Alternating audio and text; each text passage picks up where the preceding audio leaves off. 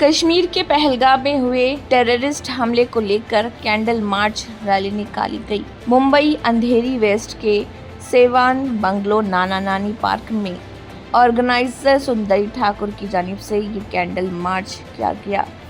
Organiser सुंदरी ठाकुर ने बात करते हुए तफसीलात भी बताई। महाराष्ट्र मुंबई से सिराज मोहम्मद शेख की ये रिपोर्ट। सुंदरी ठाकुर जी, क्या कहना चाहेंगे? ये जो हुआ है, आतंकवादी लोगों ने लोगों की जान ली है, कत्ल किया है, उसको लेकर क्या कहना? इसमें कहने को तो कुछ बाकी नहीं रहा है, शट डाउन हो गया है। क्योंकि कभी जब से मोदी जी आए हैं, कभी तो बहुत कुछ हुआ है, लेकिन जब से मोदी जी आए हैं ये तो सोचा ही नहीं था कि ऐसा होगा।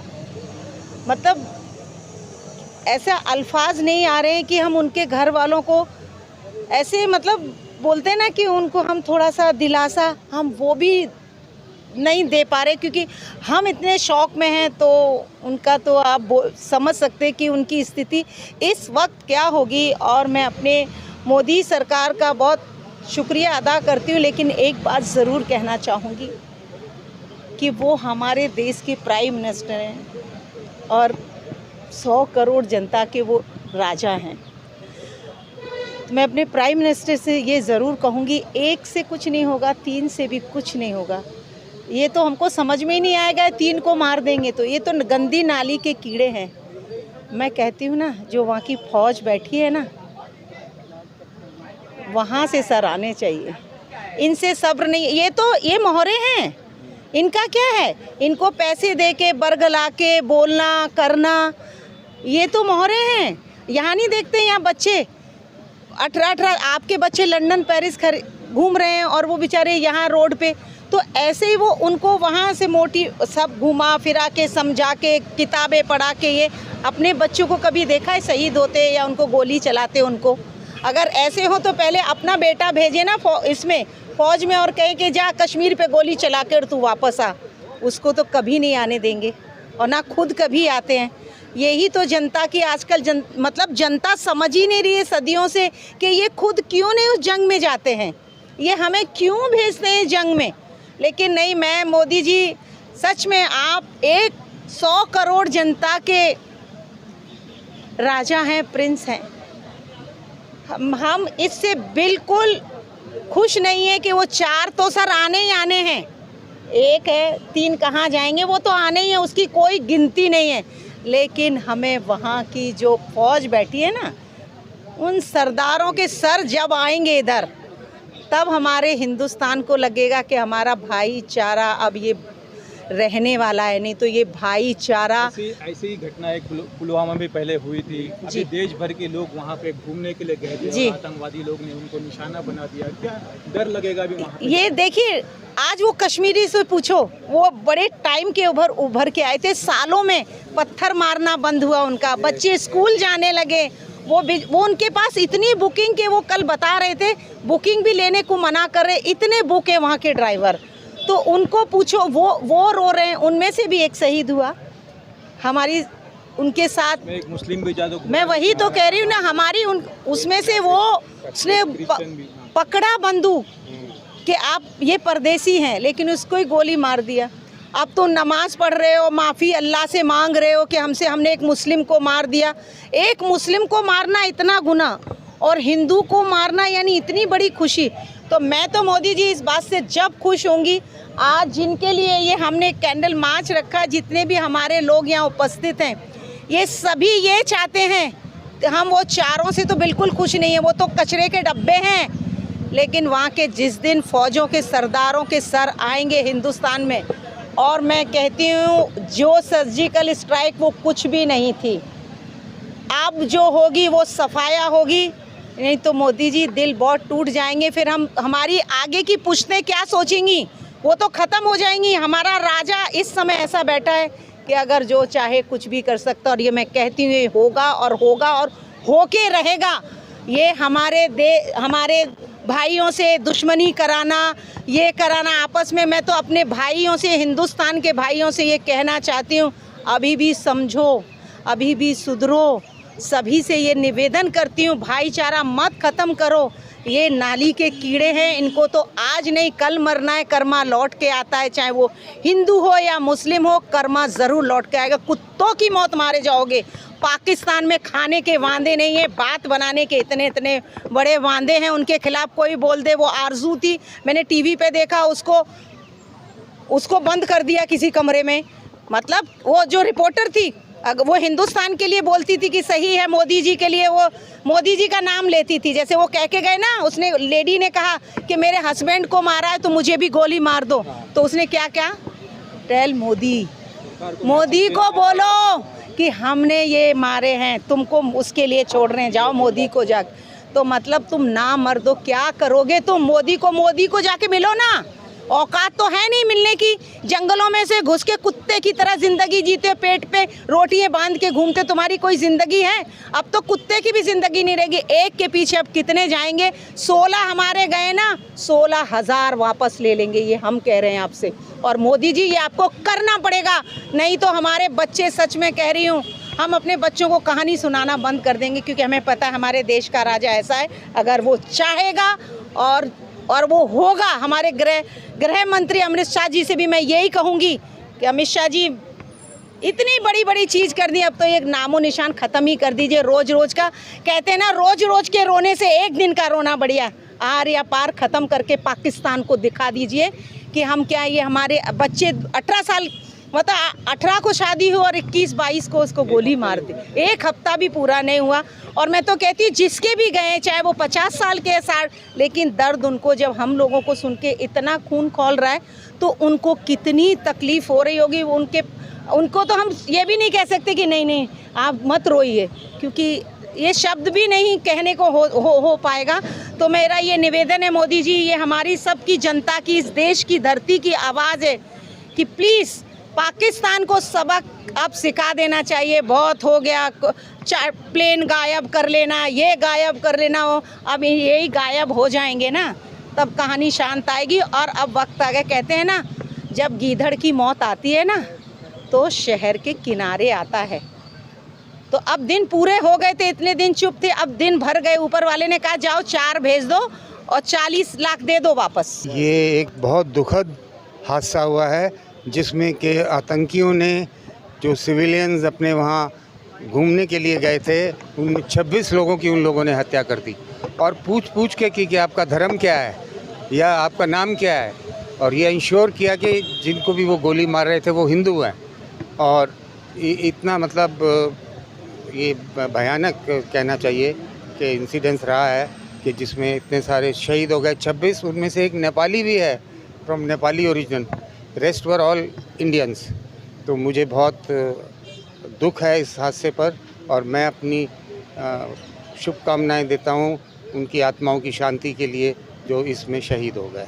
क्या लगता है ये जो लोग थैंक यू कहाँ से आए होंगे और कौन लोग थे? ये पाकिस्तानी हैं, हम सब जानते ही हैं कि ये Pakistan is a terror factory. Pakistan का नाम ही दिया है कि ये देश जो है ये टेररिज्म को जन्म देता है, तो वो पाकिस्तानी ही हैं। उनमें से एक तो मारा गया, अभी 3 और हैं अभी जिनको पकड़ना है। क्या देना चाहेंगे सरकार को इस बारे में जो ये हादसा हुआ है? सरकार बहुत बढ़िया कर रही है। मोदी जी जिस तरह से एक बार स्ट्राइक हुई थी, उन्होंने की थी एयरफोर्स की, इस तरह से फिर एक और ज़बरदस्त सर्जिकल स्ट्राइक होगी, मेरा ऐसा अंदाज़ा है। Thank you. क्या कहना चाहिए? महेंद्र आप बोलिए ना। बोलिए ना। It was really a very sorry affair, and we give all condolence to all the deaths what have been taken place at Pahalgam. No doubt it is a very bad thing, but I do feel that our Prime Minister is definitely going to do something about it so that this thing doesn't happen again. And we all pray him, talk to him, say him, plead him that you please do something about it, because now actually the moment had started at Kashmir, people, all tourists were little on a better side, but okay, now we can go and have a glimpse of our mini Switzerland. But they have been really hampered a lot, and I don't think so. Okay, people will come back again very soon, unless or until something happens. And our Prime Minister, I'm sure he's capable of doing it, and he'll definitely do it. and we all pray for the souls, whatever. Thank you. Madam क्या कहना चाहिए, एक पत्नी के सामने उसके पति का कत्ल किया गया है। इसके लिए कोई भी वर्ड्स नहीं है, क्योंकि हम सभी पत्नियां हैं, हमें पता है कि पति के खोने का क्या गम होता है। लेकिन सिर्फ बातें करने से तो नहीं होगा ना, हमें कोई ना कोई स्टेप लेना पड़ेगा। मैंने 2 पंक्तियां कही हैं, अगर आपकी इजाज़त हो तो बोल दूं।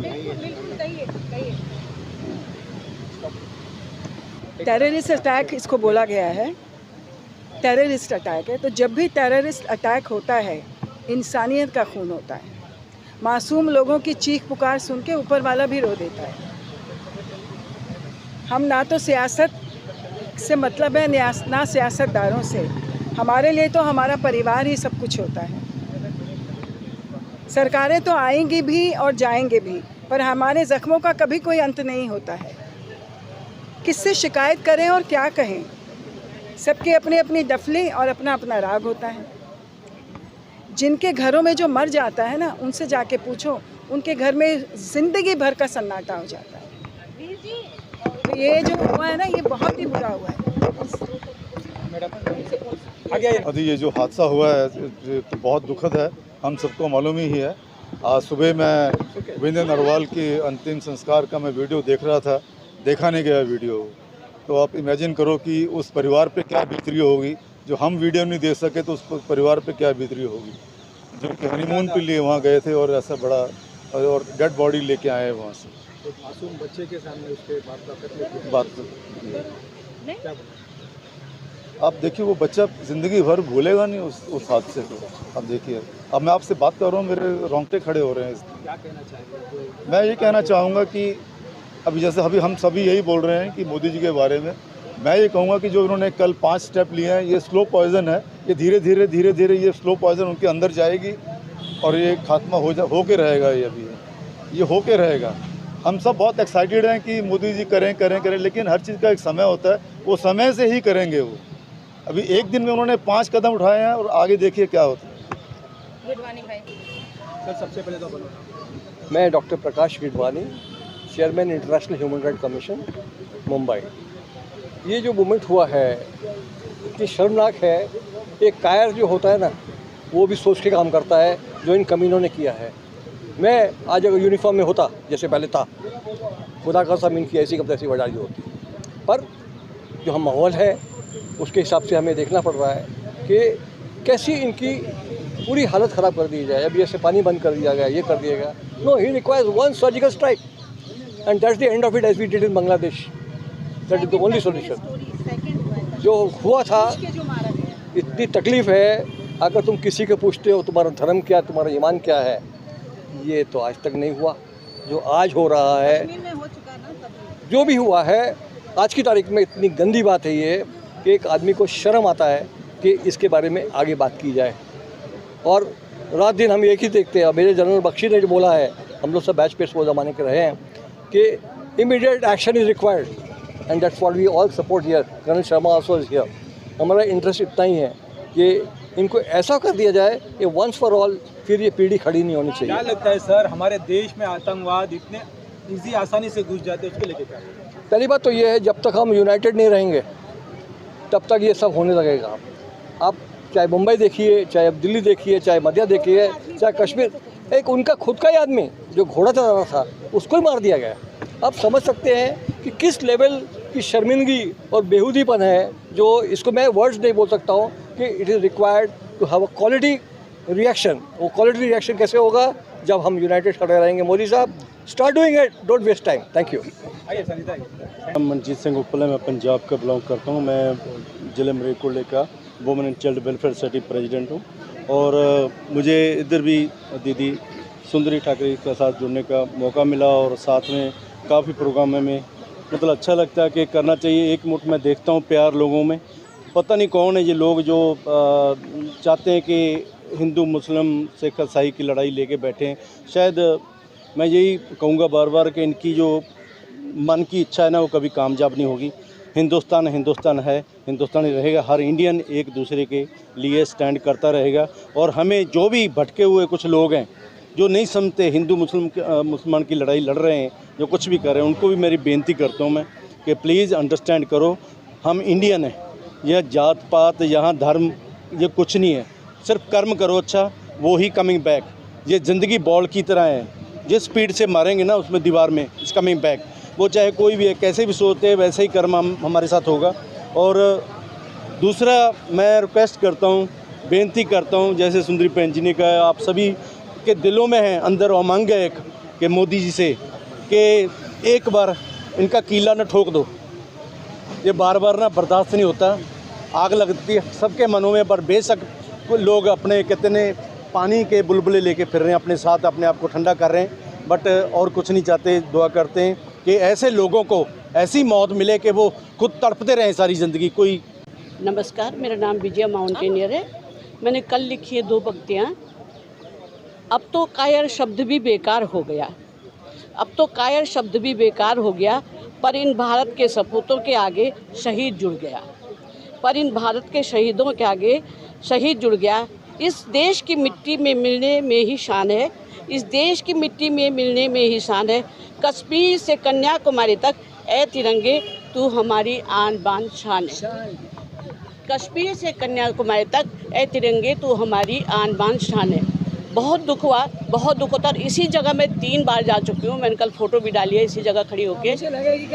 हाँ, तो मतलब कल से कुछ न बन कर रहा है, न कुछ हो रहा है, लेकिन अब हमको वक्त की चुनौतियाँ सुनो ए नौजवान, हमें बचपन में गाते थे। वक्त की चुनौतियाँ सुनो ए नौजवान, जागने का वक्त आ गया। वक्त की चुनौतियाँ सुनो ए नौजवान, जागने का वक्त आ गया। वक्त है कि ना हम पड़े रहें, वक्त है कि ना हम खड़े रहें, वक्त है कि देश के लिए मोर्चा बने खड़े रहें। जो लोग शहीद, जो लोग मर गए, उनकी जो फैमिली है, हम उन लोगों के साथ हैं। उनका दर्द कम नहीं हो सकता है, लेकिन मोदी जी उनके लिए बहुत करेंगे। और जो चले गए हैं, जो उनके पीछे फैमिली है, पूरा देश उनके साथ है। घर का एक परिवार का सदस्य अगर चले जाता है तो उस परिवार को संभालने के लिए काफ़ी साल चले जाते हैं। बहुत साल लगते हैं और वो कभी वापस नहीं आएंगे। कोई विधवा हुआ है, किसी के पापा गए हैं, लेकिन हम पूरा देश उनके साथ है। We all love them. देखिए, जो भी ये घटना हुई है बहुत ही दर्दनाक घटना है और पूरा देश इससे आहत हुआ है। सब लोग आहत हुए हैं। लोगों का धर्म पूछ के उनको मारा जा रहा है। बहुत ही इससे ज़्यादा बड़ी बात क्या हो सकती है कि ऐसा पूछ के मारा जा रहा है कि आप हिंदू हो या मुस्लिम हो। तो बहुत ही शर्मनाक घटना है। पूरे देश आहत है इससे। मैं भी बहुत आहत हुआ हूँ और ऐसी घटनाएं नहीं होनी चाहिए। और मैं मोदी सरकार से गुजारिश करूँगा, होम मिनिस्टर से गुजारिश करूँगा, अमित शाह जी से, कि ऐसी घटनाओं को तुरंत रोका जाए और जो इसके पीछे आरोपी हैं, जो भी इनके पीछे जिनका भी हाथ है, उनको कड़ी से कड़ी सज़ा दी जाए। और उनको मतलब ये एक एग्जाम्पल सेट होना चाहिए इन सब के लिए, पाकिस्तान के लिए, जिसने भी लश्कर तैयबा या जो भी ऑर्गेनाइजेशन है इसके पीछे, उनके लिए ये मतलब एक सबक मिलना चाहिए उनको। इनको ऐसा कड़ा कदम उठाना चाहिए, दोबारा ऐसा ना हो।